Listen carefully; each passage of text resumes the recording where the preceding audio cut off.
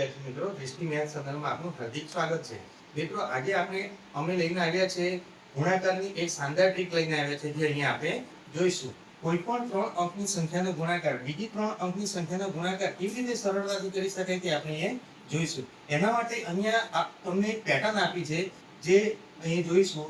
શરૂઆતમાં શું કરીશું, એક ઊભી લાઈન છે, તો પહેલા શું કરીશું, 6 તારી 18, તો 18 નો 8 વધી પડી 1। હવે શું ક્રોસ લઈશું, હવે ક્રોસ એટલે શું થશે, 5 તારી 15 અને 6 દુ 12, અને પછી શું થશે, પ્લસ 1 એડ કરીશું, એટલે 5 તારી 15 6 દુ 12 એટલે 27। 27 ને 1 કેટલા થશે મિત્રો, 28। 28 નો 8 અહીંયા મૂકીશું અને વધી 2 પડશે।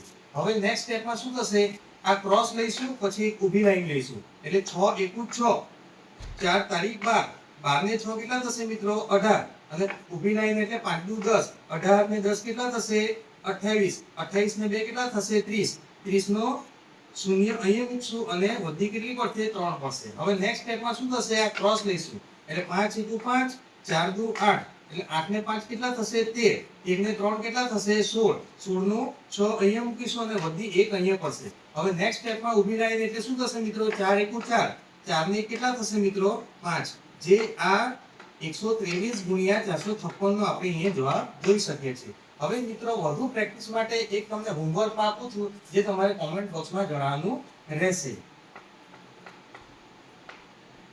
458 ગુણ્યા 352, આનો આન્સર આ પેટર્નથી તમારે કોમેન્ટ બોક્સમાં જણાવવાનું રહેશે। આજનો વિડિયો